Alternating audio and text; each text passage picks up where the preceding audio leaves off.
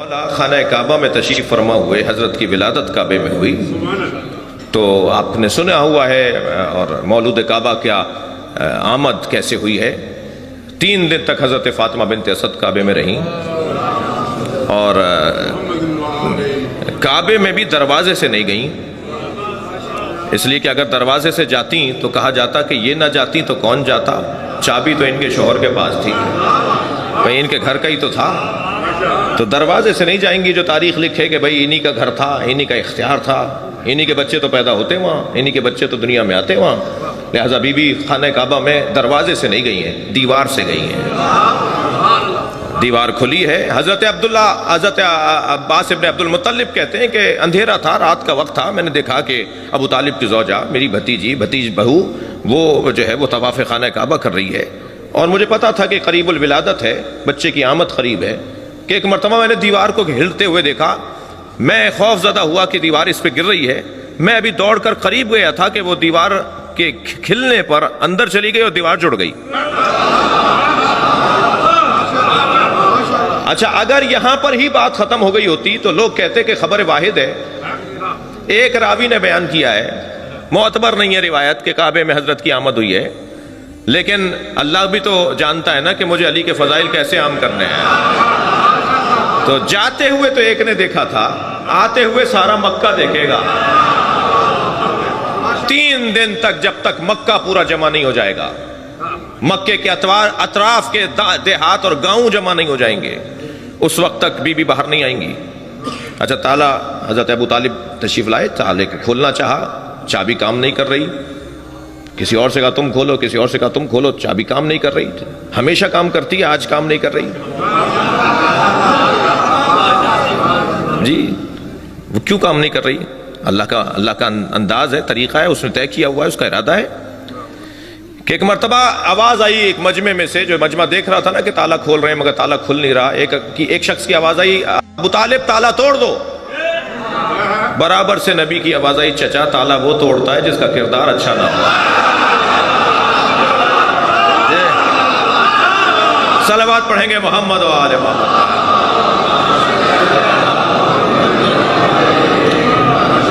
جب اللہ نے طے کر لیا کہ اب تالا کھل جائے تو تالا کھل گیا۔ اب اندر گئے ہیں، سب سے پہلے نبی مکرم نے اپنے بھائی کو گود میں لیا، آپ نے سنا ہے، میرے بھی لبے لہجے میں سن لیجئے، جیسے ہی نبوت کی گرمی پائی تو امامت مسکرائی،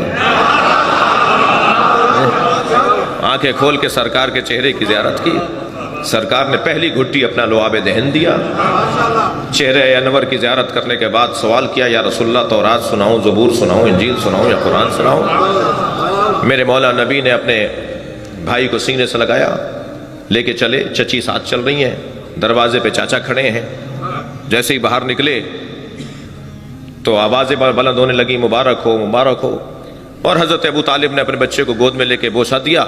چند قدم آگے بڑھے تو وہاں سے ایک یہودی عالم، وہاں سے ایک عیسائی عالم، وہ جو احبار وہاں تھے، جو بڑے بڑے پادری اور بڑے بڑے وہاں احبار موجود تھے، وہ آگے آ کے کھڑے ہو گئے، کہنے لگے ابو طالب کہاں جا رہے ہو؟ حضرت ابو طالب نے فرمایا کہ میں اپنے اس بچے کو گھر لے جا رہا ہوں۔ کہا تمہیں نہیں پتا مکے کا دستور کیا ہے؟ تم تو رئیس مکہ ہو، تم مکے کے بڑے ہو، تمہیں نہیں پتا کہ مکے کا دستور کیا ہے؟ جب کوئی بچہ دنیا میں آتا ہے تو اسے اس پتھر پہ لٹا دیا جاتا ہے، ایک سفید رنگ کا پتھر رکھا ہوا تھا، اور بچے کو لٹا کے پیچھے ہٹ جاتے ہیں تو ایک اژدہا نکل کر آتا ہے، وہ بچے کو اگر تکلیف پہنچاتا ہے تو ماں باپ کی مذمت کی جاتی ہے کہ حلال ہی نہیں ہے،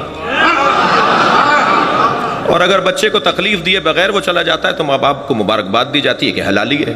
تو یہ دستور تو پرانا ہے، آپ اپنے بچے کو کیوں نہیں لٹا رہے؟ میں آپ سے ایک جملہ کہوں، ابو طالب کو کیا اضطراب کے نہ لٹائیں؟ ابو طالب نے لٹا دیا اپنے بچے کو۔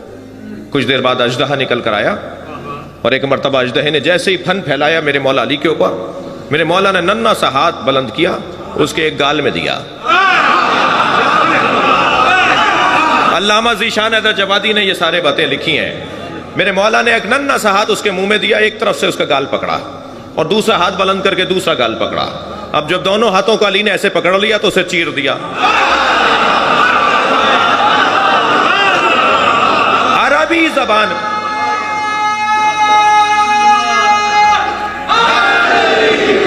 بھائی، میں اب جو جملہ کہہ رہا ہوں نا اس پہ اچھا رسپانس چاہتا ہوں آپ سے، اچھا عکس العمل چاہتا ہوں آپ سے۔ عربی زبان میں سانپ کو کہتے ہیں حیا، اور کسی چیز کے پھاڑنے کو کہتے ہیں درہ۔ جیسے ہی حیا درہ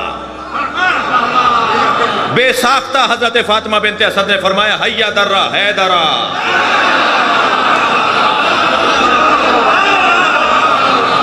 ہے درہ ہے درہ۔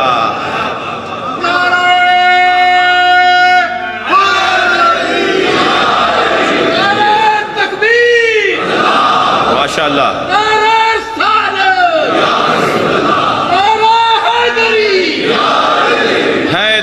حیدرہ آوازیں بلند ہونے لگی، حیا درہ حیا درہ حیا درہ۔ جب آپ بار بار جلدی جلدی حیا درہ کہیں گے تو آواز آئے گی حیدرہ حیدرہ حیدر حیدر حیدر۔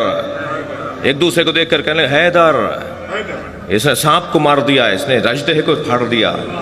حضرت ابو طالب فوراً آگے بڑھے، اژدہا چیرا ہوا اور پھٹا ہوا پڑا تھا۔ میرے مولا ابو طالب نے اپنے بچے کے سینے کا بوسہ لیا، ہاتھوں کا بوسہ لیا، پیشانی کا بوسہ لیا، گلے سے لگایا، لے کے چلے۔ یہی سارے مولوی، سارے ملا، سارے پادری، سارے احبار، یہ سارے سامنے آ کے کھڑے ہو گئے، کہنے لگے ابو طالب کہاں لے جا رہے ہو؟ حضرت ابو طالب نے فرمایا اب کیا مطلب ہے؟ تم نے کہا تھا لٹا دو، میں نے لٹا دیا۔ کہنے لگے ابو طالب تمہارے بچے نے کسوٹی توڑ دی، تمہارے بچے نے پیمانہ توڑ دیا، آج کے بعد کیسے طے کریں گے کون حلالی ہے؟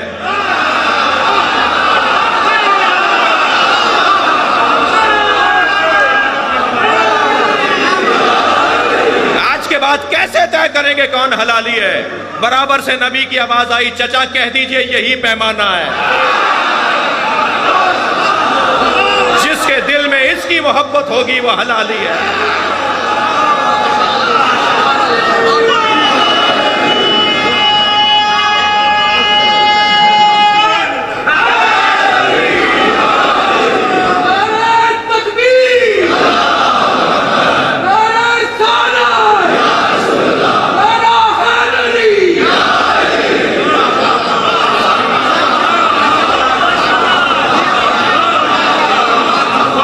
صحاب پیغمبر کہتے ہیں کہ جب کوئی نیا مسلمان ہوتا تھا، کننا نعرفو، ہم پہچاننا چاہتے تھے کہ یہ مسلمان ہے یا منافق ہے، تو نبی نے فرمایا اس کے سامنے علی کا ذکر کیا کرو،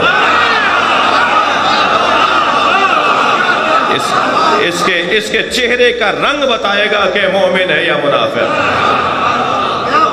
یہ اہل سنت کی کتابوں میں لکھا ہوا ہے، پہچاننے کا ذریعہ، تعارف کا ذریعہ کہ کون مومن ہے کون منافق ہے، وہ مولا علی کی ذات ہے، مولا علی کا ذکر ہے۔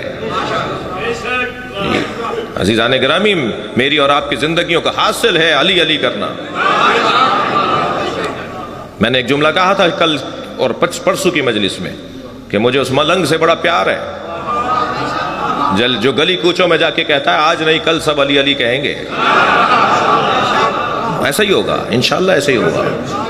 کوئی نہیں ملے گا دنیا میں جو مولا سے دور ہوگا، اور جو مولا سے دور ہوگا وہ ملے گا ہی نہیں۔ ایک صاحب کہنے لگے صاحب ہر بات میں علی، ہر بات میں علی۔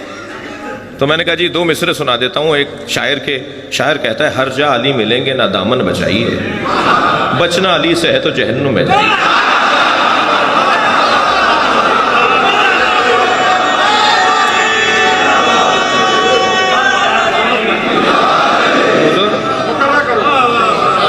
شاعر کہتا ہے ہر جا علی ملیں گے نہ دامن بچائیے، بچنا علی سے ہے تو جہنم میں جائیے۔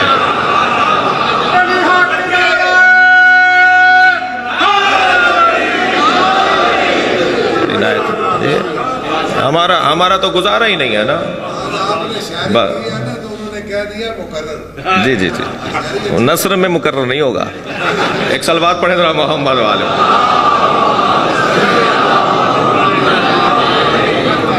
توجہ کر لی آپ نے؟ اچھا، اتنا اس نام سے پیار کر لیجئے، اتنا اس نام سے عشق کر لیجئے، کیونکہ اس کے بغیر کہیں کا گزارا نہیں ہے۔ جی، آج کچھ لوگ پابندیاں لگاتے ہیں، انہیں قبر میں پتہ چلے گا۔ جب مولا کا سامنا ہوگا نا، جب انہیں پتہ چلے گا